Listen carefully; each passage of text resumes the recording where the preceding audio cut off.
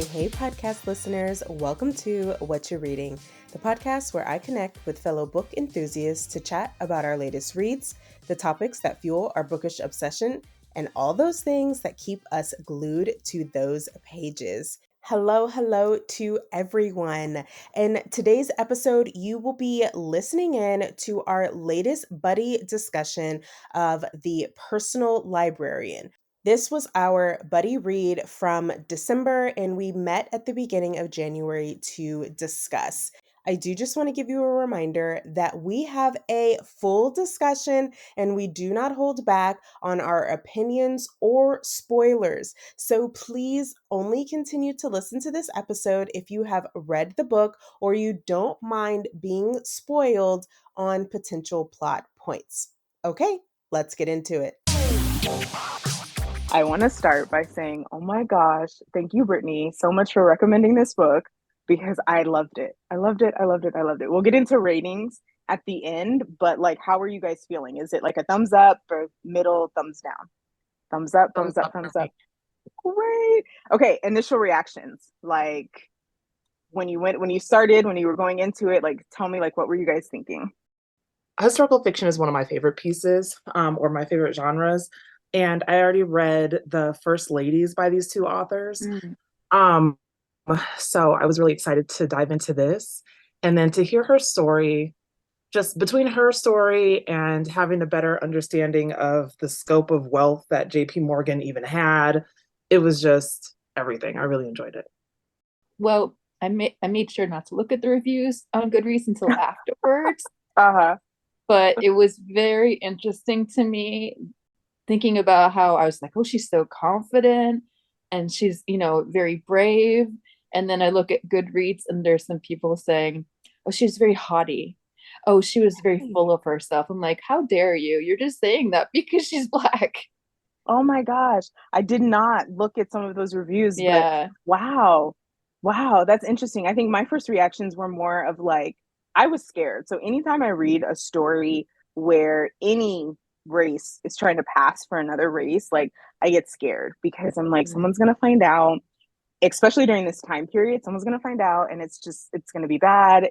Something's going to happen. Like it makes me really anxious and really nervous. So that was like my first, like, I wonder how long we're going to get into this before someone discovers her secret. I think she was really confident. I don't know that I would say haughty or full of herself. I just feel like, but she would have had to been confident, right?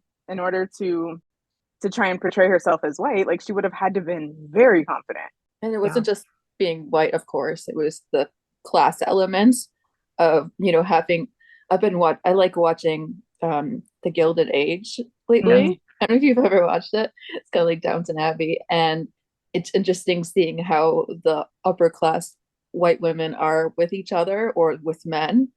So she had to find out that she actually had to do some flirting against her upbringing. Her mom would say, like, don't flirt with men. You have to be more modest. But she had to, within these exchanges, actually go out of her way to just do kind of light touches, light joking with these men.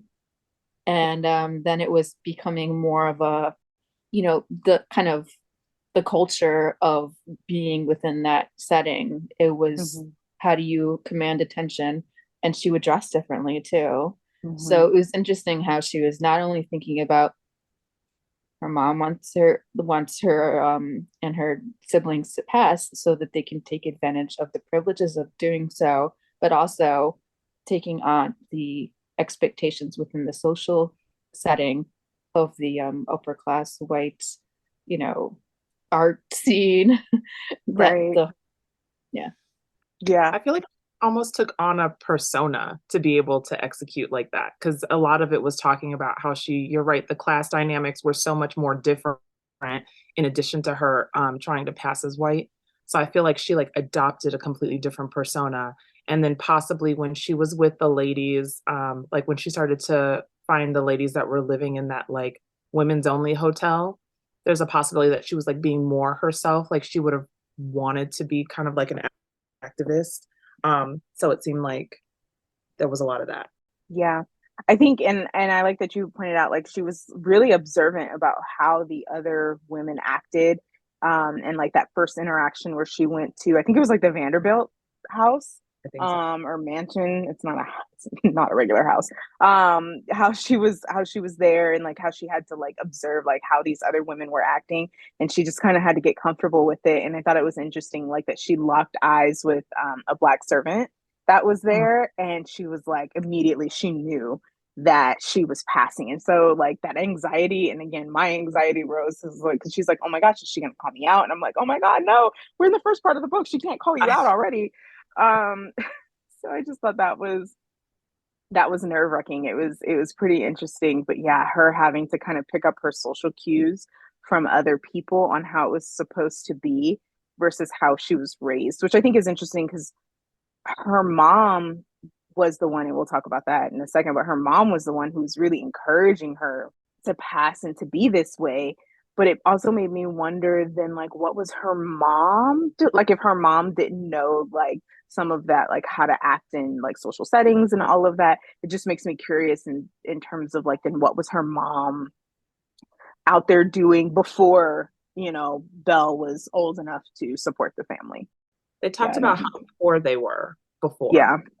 And then I almost would say, like, her mom didn't just want them to pass as white. She made them. She was she one of the oldest siblings, or the oldest girl sibling? The only Belle? Yeah, Belle was the oldest female sibling. That's a good question. She talks a lot about her other siblings, and I know she talks about the youngest, but I don't know if she was the oldest. I think there was a boy that was older than her, than the like other two girls, than another boy. I think. Like, I was really trying to, but they specifically said that her mom did that and made them pass as white when she was 10. So I don't think like it was a choice. It's your mom tells you when you're 10, like, she's telling you how to act and behave and like moving you towards that. So I think it's like her mom made this decision for the family that this is what they're doing. Maybe chapter 1, chapter 2, I remember like writing a note like, do they know she's passing? Like, I wonder how her family, like, I remember I wrote literally, I wonder how her family feels about her passing. And then literally a couple pages later, it's like, oh, like her whole family is doing this. Like, it's not just her. Like, they're all in on it. The mother is spearheading it. And the dad was like, I can't do this anymore, which was so sad. Well, I almost think like, okay, the saddest part of the book for me was the father dynamic. Like, that really was like hard for me. But the mom made the decision. First, when I looked up the way that this man actually looked, if he decided to stay with the family, he would have been black with a white family. There's no way that man, the way that he looked, could have been passing as white too. And unless everybody's delusional or something. But he was trying to be an activist. Like, she made this decision outside of him. So it's like, if they continued to stay together, the family would obviously not have been, like, they would not have been able to continue to pass as white. So it's like, I don't think that he like left because he wanted to. Her decision forced his hand. Sad situation. Not only that, but like putting the whole family's like success on Belle's shoulder. There were so many points throughout this book that I just wanted to shake the mom, because she was like, you can't do that, because if they find you out, then what'll happen to us? And then like, and towards the end, this is jumping way towards the end, but towards the end, when Mr. Morgan leaves her the money, like the whole family is dancing around about all of the things that they can go do. And I was like, excuse me, what? And I totally looked to see how much that was in today's dollars, and it was over $1 million, right? I thought too. I thought that the dynamics in the beginning, I thought that it was a logical thing that would have happened, that economically they would have had to live together, because the girls were teachers. Nobody was married yet. There was no man in the house. Women didn't have access to like ownership. They couldn't own property. They couldn't get credit cards. They couldn't get things on credit. So the way that they were living, I felt like was like to be expected at the time with the way society was. But then towards the end, it did take a turning point for me in that, like how they were celebrating. They were like, we can get this. I said, we. I don't think this the new dresses. The new dress, because at that point the years had passed. So like in the beginning, I felt it was okay. The kids were young, right? Like Teddy was like still in school or going to teacher's school or something like that. The family was very young. The mom maybe hadn't established herself in a job that could pay for the whole family. But then now, if we're fast forwarding, like by the end of the book, it's like 15, 20 years later, the women are married. They should be out of the house married. The one brother is an architect. He has a whole family that lives somewhere else. So now I'm like, why would she be supporting them now? Because they really should have their own livelihood and families. And if she's going to give them a little something, right? A little kickback, Right. like maybe she just buys a dress. Maybe she just like. And then like, even she said that because like, she sits down and she's like, okay, like, but he's gone, like, and I know they had an interesting dynamic, but I know she really looked at him in replace of her father figure-ish kind of. And it took them a second to realize like, oh, she's still grieving. And like, this is all due to her, like we should thank her. And then everybody was like, oh yeah, thank you. Yeah, that part was so unfair that it all had to be on her. And then with that, like, because like you said, like the brother got married and I think the other sisters got married. So why couldn't she get married? And I don't know if I was able to find anything.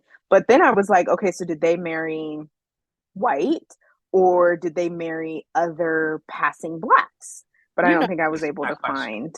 They had to married white.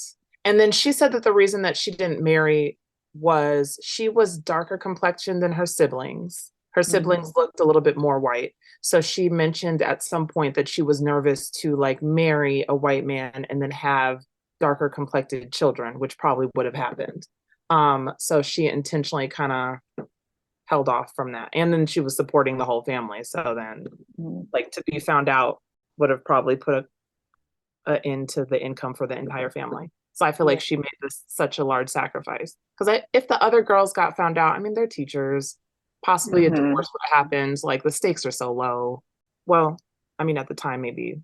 Right. She was in the society papers.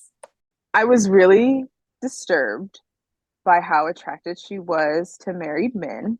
There was at one point, I think when she met, because her and JP Morgan were kind of flirting back and forth, and then they both mutually decided like this can't happen. But then like when she meets that guy Bernard, I was like, why are you so into married men?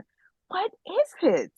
She said the same thing, that if she can't be like, if she's not going to get married, her intention was to never be married or have kids, then they had an arrangement that would be like more conducive for her. Not that I like that part, but yeah. And not just married men, old married men, right? Like these men were like 40 years older than her. Was Bernard, how old was he? Was he that much older? Oh my, yeah, he was that much older. And honestly, just heartbroken when they like started that whole thing. And then his wife was okay with it, which I mean, I guess, if she doesn't care, whatever. But the whole situation just was heartbreaking. And like every time she mentioned him, I just kept wanting like find someone else. Like, see, because I knew like in the end, like I knew this isn't going to work favorably. And so like when they're in, where were they? Italy? Yeah. Was it Italy? When they're in Italy, and then like 2 weeks later, she's like her breasts are tender, and I'm like, oh God, here we go. And it was just, that whole thing was just like, it was crushing. I knew it was coming. I was like, it's 1906. I don't know if birth control pills are invented yet. I don't know, because he said something along the lines of like, oh, I thought you were on some, like he says something along the lines, and she was like, how, like, this is my first time, like how would I have known? I looked up something and there was like tea that they could have drank that ultimately, and I think ultimately if you're starting to become pregnant, it makes you have a miscarriage. Like it's like Plan B situation, and like some like tea drink. I don't know if it's poison. They did mention that his friend, I don't know, he had another female friend, the one that ended up taking her to London, that she had given her some kind of tea or something, but that it gave her a bacteria infection. Yeah, it didn't work. I was heartbroken. Just, he didn't show up. He wasn't there. So like in my mind, I'm like, okay, we're done. Like clearly that's Mhm. the last line. We're done. And then she's like, and she's still corresponding with him. And I was just like, but why? I think of all this, that was my disappointment. I didn't really care that much. Uh, I never really liked him at all. I was Yeah. like, this is ridiculous, man. Like, no judgment if you're in an open relationship, but I know that he's just feeding her BS this entire time just to get in her pants. Um, and then when she said that she was corresponding back with him, I was like, I don't want you to be this weak female that just can't leave this man alone. He abandoned you. He made you get an abortion that you didn't want. Mhm. He forced it upon you. Then he sent you to another country that you're not familiar with and let you go through all of that by yourself. No, absolutely not. There's no coming back from that. I just think it seems like she was stunted emotionally when it came to attachment. I've read a lot of stuff about attachment theory too. So, like Yeah. she's for me, she seemed to have like a very insecure attachment. So she was just thinking, oh, in the kind of way that you see with like young teenagers. Oh, he doesn't like me, but oh, I really want to get in contact with him, but now it's not a good idea to. And she just seemed like, if it was nowadays, I would say get some trauma informed therapy. I know what's wrong with your past, that you're dealing with all these issues with like your father leaving. That's a big thing. Yeah. You're dealing with all this prejudice and racial trauma. So yeah, it was very disappointing to me as well. But actually, and I don't know if it's a spoiler to say now, but we find out that in real life she actually carries on the relationship with Bernard even longer.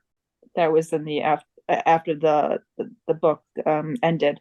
There was at the end. Yeah, if you haven't had a chance to read it, it was interesting. She mentioned something like, we ended the relationship how they would have wanted. She wanted something. I was like, yes, authors, thank you for that liberty that you took, because I appreciate that.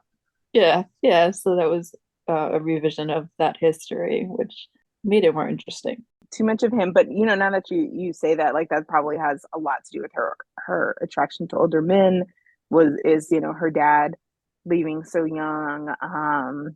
Not only that, and I can't remember, but I think at this point we know that not only is her dad doing fine, but he's remarried and has a kid, at least one other child, and is in like Russia of all places. I think that maybe all ties in and adds to some of what she was connecting with. These older men who were into art and everything like her dad was, who appreciated art, who had a love for culture, that artistic culture, and that could also teach and show her things.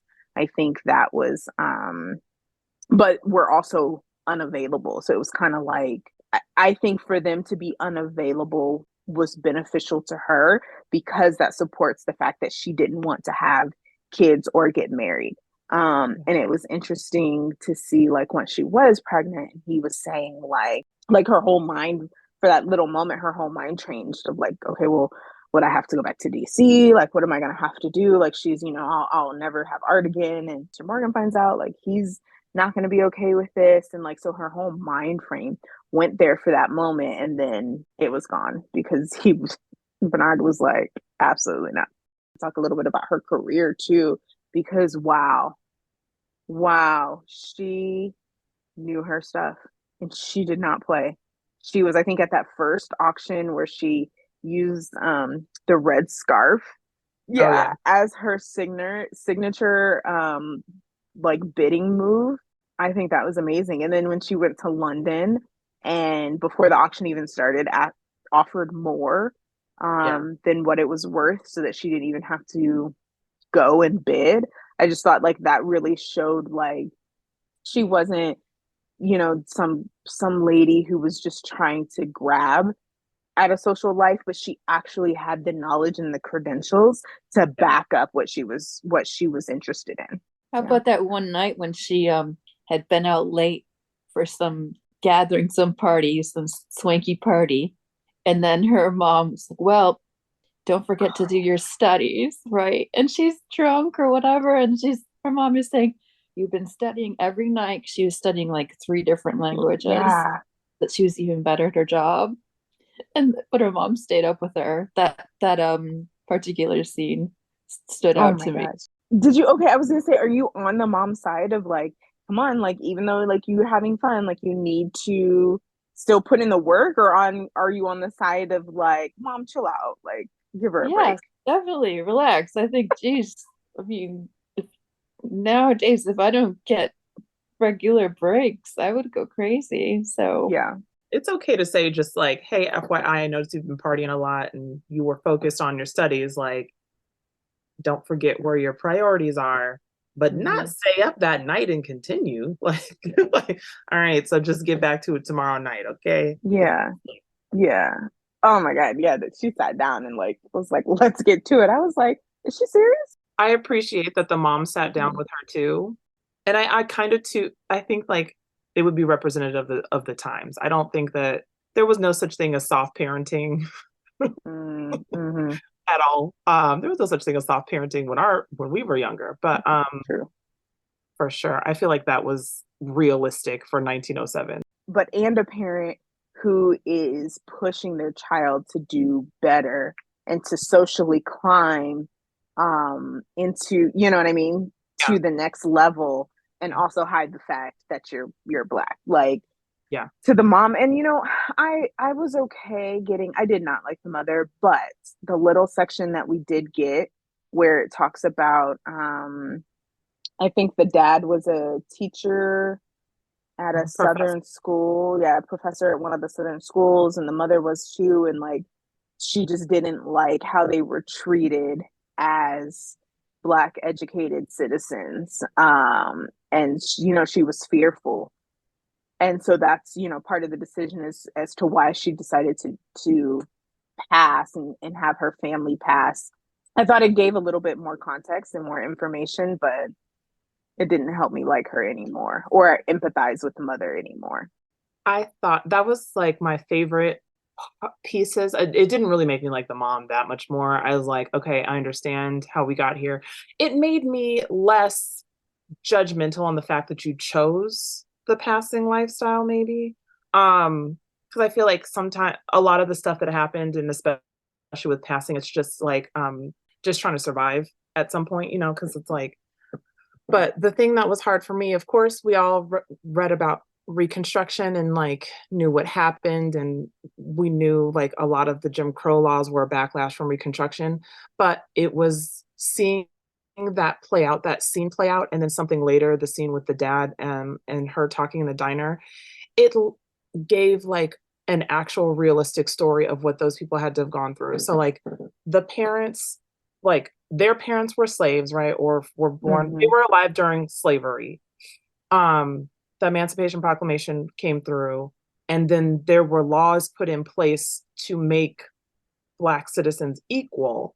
And they were gaining strides, they were gaining like places in politics, and there was access to education, and the laws made everything equal. And there was a light at the end of the tunnel, and things were better for them. They had that window where things were better. And I feel like that's the part, like just looking through history or sitting in school through history, it's like those people had all of a sudden he was a professor. He was respected, although like, you know, his community didn't necessarily like him, but he was actually a professor. There were black students in his class. He went to Harvard. Like there was a there was promise. There They was were there, right. They were yes. climbing.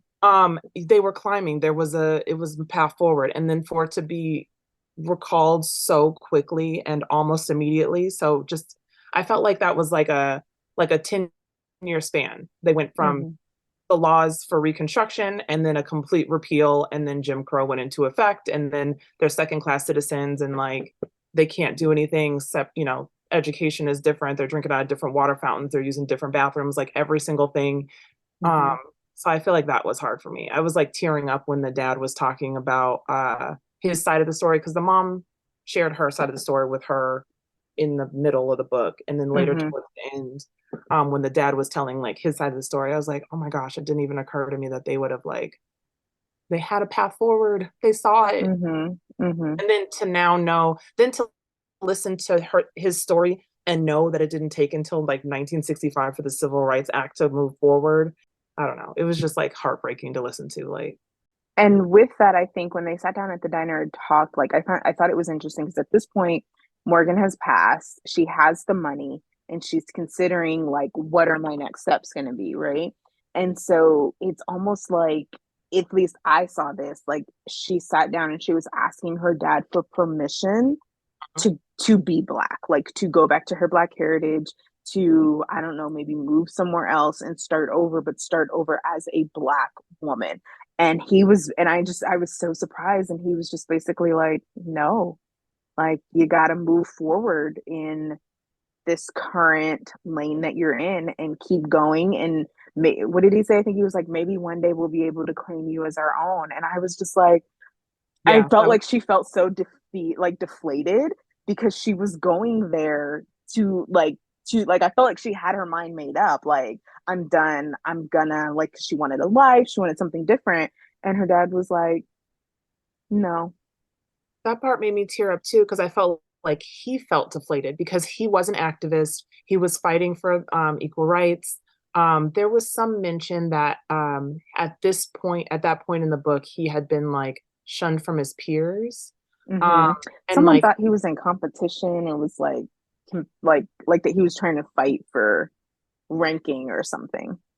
something like that. And then like I feel like I read about him after reading the book, and there Mm-hmm. was mentions that he like fell into obscurity. Like he was an activist, everybody knew about him, he was writing articles, he had like pieces in the newspapers and stuff, and then he fell into obscurity. So at this point I would think that that's what happened, like he was no longer really fighting, or he couldn't fight, or he couldn't Mm-hmm. find his voice or something.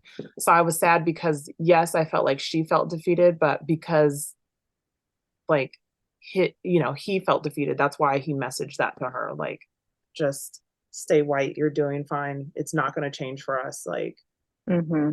felt like he was Mm. hopeless. Yeah, he was like, just stay white, you're never gonna, it's never, It's not better over here. yeah, and it's not gonna be okay. Like I feel like in the beginning when he was fighting for it, he still had the stamina and like, it's going to be better, we're gonna make it. And he never Mm-hmm. saw that in his lifetime. What do you think? And I know like we can't relate like on that level, but how exhausting it must have been to constantly portray that you were somebody else, right? Like, I think there was a part in it where she was playing cards with Mr. Morgan and she mentioned her grandmother. And he was like, oh, I just assumed like your grand, she kind of like backtracked, like, oh, only once. And I was really little, blah, blah, blah. But I'm like, how exhausting is it to have to constantly be on and remember the role you're supposed to play? I wouldn't be able to do it, exhausted. And then the fact that she was again like 10 when she started doing this, I feel like there's a potential for it to be easier because she was brought up and trained like that. Not that it would be any less Mm, exhausting, but I mean, like, just a little bit easier, like she had developed and acquired. And then I was mhm, thinking too, like, if you start to pass when you're older, there would be a level of fury that I am like pretending to be white in a white space, and everyone is so like, I'm intentionally in the space that everyone is so racist. Does that make sense? Like, I'm like, mhm, maybe she's used to it since she's been doing it so long, but I don't know if I could mhm. be around like how he JP Morgan and someone else was talking about like they were like anti-Semitic. They kept making Yeah. yeah, I think I would have lost it a long time ago. There's no way that I would have been able to continue with this. Yeah, it seemed like I said, it seemed like incredibly traumatic for her to go through that. It's like either the trauma of dealing with, being a Black woman in that time period, or like passing is trauma for her regardless. And then the idea that she couldn't even feel like she could connect with people that she saw that were mostly seemed like service people. Uh, If somebody was Black and saw her, she would think, I can't look at them. But then over the years, she would think, oh, I want to try to make connections. So to not have that support. And then was it her mom's family that was so, I mean, I could understand why they're angry, but then I just feel like I cannot judge any choice that anybody in the novel makes besides Bernard because I didn't like him. But as far as like passing or not passing, that is neither thing is a win-win. It feels incredibly delicate and nuanced. They did Yeah. mention you at the end that the neighborhood that their family live in, it did get like hit or burned down or something like that. They mentioned it because that's what the mom was so like. Yeah, I thought it was interesting, like the interaction between her and her family when they walk into the house. So first they're on the train, and while they're getting off the train, the mother's like, no, no, no, we got to exit You through gotta remember the this, yeah. colored section. And I was just kind of like, oh, okay, so they're not like they're black in this city. Like in DC, they're gonna remain black. I think it was like the youngest child, Teddy, was like, what are we doing? Mm-hmm. And her mom was like, to me, like, people know us here, know me here, and we have a higher chance of being found out if we're trying to pass for white. And I just thought it was like it was kind of like their eyes were opened and reminded, like, hello, this is all a facade. Like, we're pretending in New York, in DC, we have to be who we really are. And I think her family was, absolutely in their right to be upset. I think them being more upset, for me at least, I saw it as just this a fear of what could potentially happen Yeah. if Mm-hmm. this was to go wrong. So it was interesting, and as she left, I knew, like, before she even said it, like, they're never gonna go back there. Like, they've literally gave up so much to have that lifestyle. And I feel like that's why she never saw the dad again too. Like at the end, Mm. they went to the diner, they had dinner, and then she mentioned she never saw her dad again after he said. But I'm like, it was at that point that I Googled his image, and I was like, oh gosh, no wonder she never saw him again. Like, how would that have even worked? Like, what would you explain that this black man came visit you at your house for? So, and then I thought it was fascinating too. Like, you're right, when Teddy, she didn't understand, but their life had to have been immersed so like they're because everything's so segregated. The only interaction with black people that they have is in the service industry when they go to, but they don't typically ride the train with other black people. Like it's stuff like Mm-hmm. that. They're not around to know how bad it is for black people. Teddy will probably be the easiest one to sell it. She probably really does believe she's white. I hated the fact that we find out that Bernard is dealing behind her back. Like he's talking about her secrets, like about what's happening with JP Morgan to these other people. And I didn't need another reason to hate him, but that gave me another reason to hate this man. I almost forgot about that. Like, you're right. My hatred for him was on a level 10 from the beginning. Like, I just felt like he was so full of it. I felt like he was full of shit from the very first like interactions with her. So I was like, oh, this man is what they, no judgment on the open marriage, but I just feel like he's just like BS. And it just got progressively worse. Then that last component, I was like, oh, absolutely not. No. Yeah, it's gonna be a no for me, sir. It's gonna be a no for me. But I loved how, and this probably never really happened, but then I loved how he was like begging because she's in London again, and again he doesn't come to see her.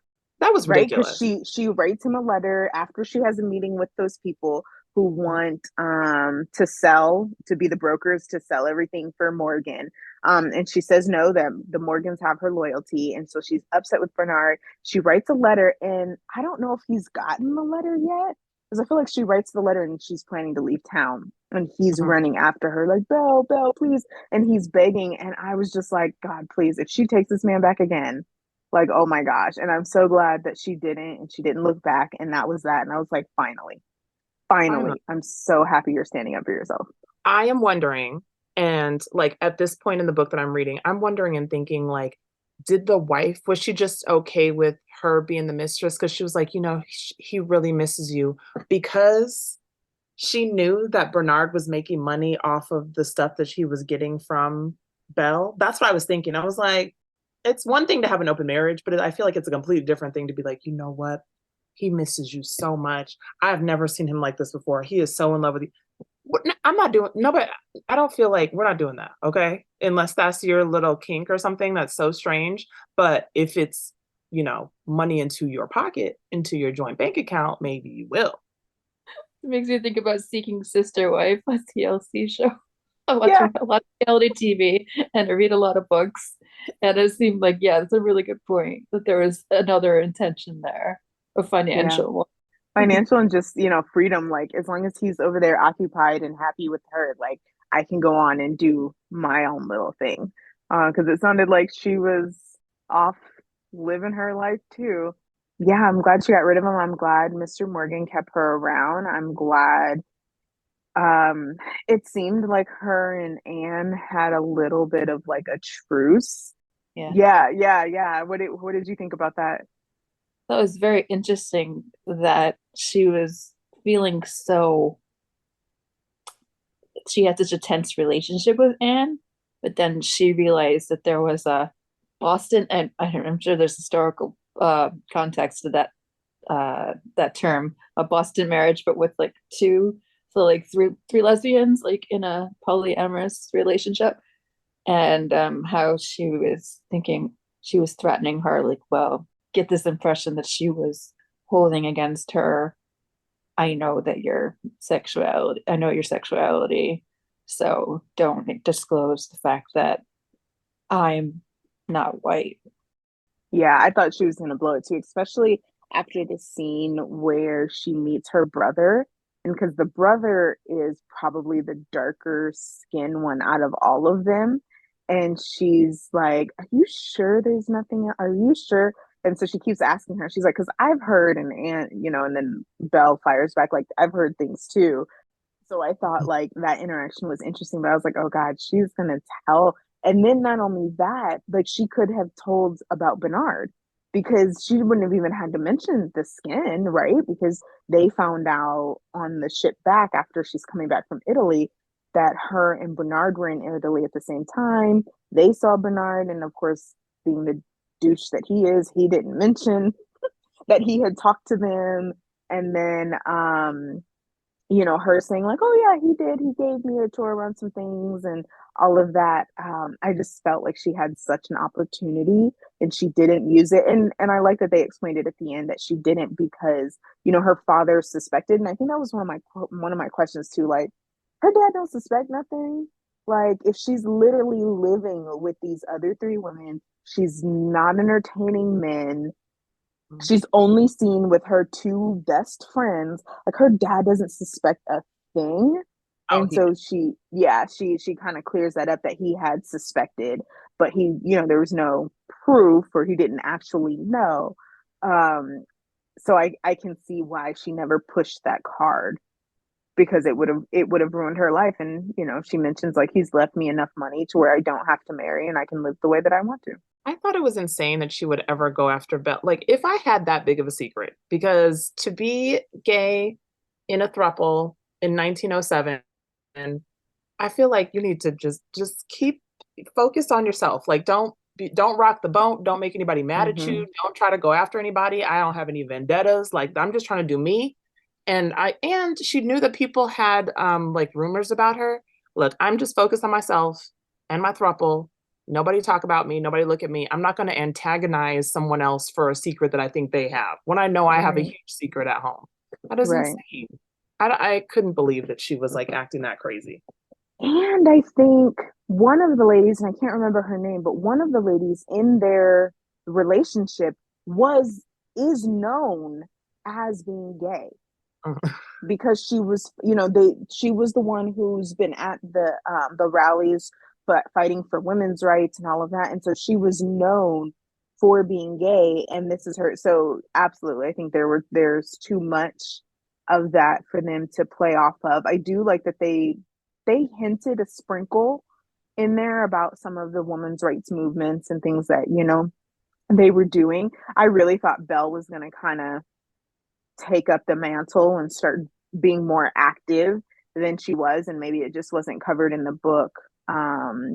But I thought that would have been, she can't necessarily be outright active for Black rights, but she could have been a little bit more active for female rights. But that wasn't covered. So I don't know. She could have been. I would think that it would have to do with like, again, rocking the boat too much. Like I think that she wanted to, but she's already trying to pass as Black. So to put herself out there, she's already, you know, the librarian, JP Morgan, but you're like in a positive lightness, you know, most likely.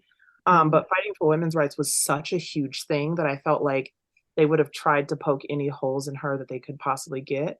And I'm certain that something would have came out, or she was trying to prevent some, you know, not being found out. I'm pretty sure Morgan was against it. And so she wasn't going to do anything that Morgan was against, because then again, she's losing his favor. Losing his favor could all, you know, backfire on the whole family. Any final thoughts, any points that we didn't cover? I would just say, obviously, we know like towards the end that it becomes this public space for people to see this once just a private collection. So that was a nice kind of wrapping up of sorts to see that not just becoming, you know, like tucked away or dismantled, but that collection becoming more accessible. So that was nice. Only problem with like between the author's notes and then both of the combined author's note and then their notes separately was at the end of the book, I was like, when did we find out that Belle was actually Black? Like they didn't cover that, because at the end of the book they start talking about, or the character Belle is saying like she's burning her letters, burning documents and different things like that. So I was just really like, I had to do some research in terms of when did they find out. And so from what I saw online is in 99, they found her birth certificate with her father listed, with Richard listed as the father, and Richard was a known Black activist. So then they found out like, oh, wait a minute, this lady was Black the whole time. So it's like, that's crazy. They didn't find out till 99. Yes. And that her photo, I mean, she doesn't look Portuguese. That's like me trying to pass as I you know what, that was so like first page of the story, I feel like I immediately Googled her like to see what she looked like. And I cannot tell if people were delusional or naive or if they didn't believe, but she looks so Black to me. Portuguese grandmother that only her and her, was it eldest brother, only they had that last name to make it seem Hispanic. So I guess it was okay to be Portuguese. Partially. That was fascinating too for me. Yeah. I was like, oh, Hispanic is okay, just not Black.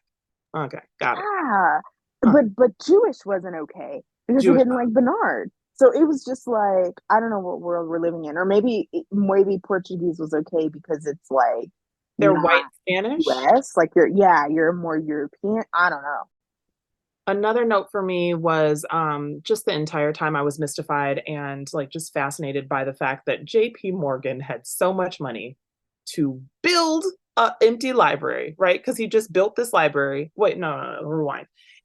He already had pieces that he had acquired and he didn't have space for them, so that they were on loan in other countries and other locations. Then he built a whole library, basically empty, right? Then it's her job to start filling the library and cataloging everything. And then just buying, she's able to go to bid and bid up to 50,000, which is up to $1 million. So this is his personal finances that he's just buying, filling this library willy-nilly with whatever he wants to do. And he just has that much. And I feel like they mentioned a percentage that like 20% of his income was going towards the library or something. Like, no big deal. Just couple $1 million, millions of dollars, just 20% of your income. Cool. Let's get this translated text in another language of the Bible. Just, yeah, sure. Go ahead. Yes. We got 5 of them. No big deal. Oh my gosh. It was just, and then some of the stuff too, I'm like, it was just like priceless. Like he was talking about like manuscripts from 1419. Like just, I knew about the library. I knew about JP Morgan. Obviously he has so many businesses that are still big today, but it's like, there's no way my mind could have wrapped around how much money that translates to, or that really is. Yeah, it's crazy. And I think Brittany and you and I, or maybe we had mentioned it, I don't know, on the side or if it was in Geneva, about like, would someone nowadays make their own library? Like, what does that look like for someone? And my thought about it is there even stuff to, like everything's already locked up. in libraries, museums. So like what would that be? And I think like the closest thing is like Alicia Keys and Swizz Beatz have like an exhibit that they're going to be doing in, I think it's New York, where they have like this different African art that they've acquired. And so they're going to be, but I feel like that's kind of maybe the scope of what it is some of these collectors of personal items, but we're not going to be finding documents from 1816 on these auctions, right? For someone to buy and build their own library. Yeah. Everything of value like that or significant is probably already in some type of institution or facility right now, right? Fascinating. I would love to see someone have a personal library and what that would look like. Right. Like I think if maybe someone had, you know, a letter, an original letter from Martin Luther King or from Nelson Mandela, or you know what I mean? Like if they had some of these things like that, but that's like the extent. Again, I'm pretty sure all that stuff is either with family and estate holders or already in or on loan to some museum or library. And those institutions go after that type of stuff. Like when we opened the Black History Museum in DC, like that was a huge like they went after all the things of significance that we had to put on display, which I like, so that can be open to the public and everybody can see it. Okay, so final ratings. Do you have like a little asterisk that you want to put next to your rating? Like you give it this because this, let's hear it. It's 5 stars for me. It's so good. I don't have any asterisks. It was just historical. I love it. I love the fact that it's like based on history. The only thing they said was fictionalized was some of the conversations because she didn't keep detailed records. Adamant about her secret that she didn't even keep a journal or a diary. They showed in the book her burning her like letters and correspondence, personal correspondence. Like she was so serious about this secret. But I love the fact that there were historical components to it, and then they just put the fiction in there to like enhance the story. But I love it. I love these together. Bridge the points, yes. Right? So they knew like something about this, and then it jumps. But I feel like they had like all the key points, and then it was like, oh, because I think they even said like there was some show. There were 2 separate shows that happened at 2 separate times. So for the purpose of this book, they put them together to move the story along. Like I feel like they use that kind of stuff to enhance, but that they did a really great job of staying like factual. Yes, I felt like it was in my head. I felt like I read a nonfiction, like I read about history, even though it was fictionalized. I give it a 4 stars. I found it really interesting, but maybe because it's not specifically something that I'm already very interested in. I felt like I wanted to keep listening. I was doing the audiobook, which is a fantastic narrator. I love that. I didn't have that. It was high stakes because of what she was going through, but also there was some times I felt like the plot could have been a little bit quicker. So yeah, 4-star out of 5. That makes sense. No, that absolutely makes sense. And I honestly, after I finished, I did the audio too. I have the book, but I just wasn't going to be able to sit down and physically read it. And after I finished, like immediately, I was like, yes, 5 stars. And then after I rated it on Storygraph 5 stars, I was like, what? Was I missing? Like, I feel like that little piece, like of just not like, I don't know if I would have loved the epilogue to like 2000, or 1999, 2000, like if it was like a news clipping or something where they found out like it's the discovery of her real identity. Like I feel like that could have made the books it just would have been so amazing. So I think I'm sitting at I think I'm going to say 4.55. I'll round up to 5, but I really did enjoy it. And I definitely want to read more from this author duo. Because I feel like it was a great reading experience, especially reading it with you guys too, because then like we could put all the comments in there, so that definitely helped. Yeah, and I would say if somebody enjoyed this book, there's something they might enjoy is The Vanishing Path, because that was an excellent book about passing and race and class and politics. More of a, I think that was set in more 40s and 50s, and then it went up to higher years. But that might be something I might recommend. Can't remember the author, but The Vanishing Half. Britt Bennett. Yes, there we go. Yeah. Yes, that one is really, really good. And just a tidbit. So not my grandmother, but my great grandmother in Chicago used to pass from time to time. Not like her whole life, but during periods of time, she was known to pass. And so when I read stories like this, it's so interesting to me because none of my family can tell. Like we all knew it was a thing, but nobody like actually, again, generation, this wasn't something that you sat down and talked about, right? About why someone did this way or what was your experience is that. So I love reading these books to just kind of get a little bit more of a view into the psyche because I would love to know like why someone like my great grandmother would have taken such a risk. And she didn't do it all the time. So when she did do it, what was the reasoning for doing it sometime and then not a reasoning for doing it the other time? And so I love reading these types of stories because I just feel like it gives me more context and more history into that. All right, guys, I just wanted to come back out and round out the episode.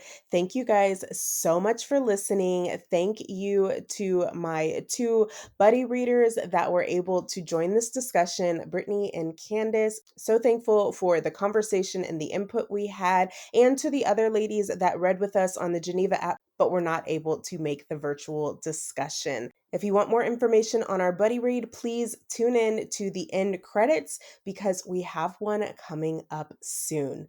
Okay, guys, until next time, bye. Hey there, one last thing before you go. If you're looking for a group to read and chat about books with, I have the perfect solution. I'd love to invite you to join us on our current buddy read of Hood Feminism by Mickey Kendall. We'll have a virtual meetup to discuss the book on Sunday, March 3rd. In addition to this meetup, we also keep a monthly chat going over on the Geneva app where we discuss the book throughout the month as we read. All the details on how to join, the date and time of the buddy read, and the link to the Geneva app can be found in the show note. All books mentioned in this episode can also be found in the show note. Thanks so much for joining us on today's episode and wishing you a wonderful reading adventure until we meet again. Chat soon.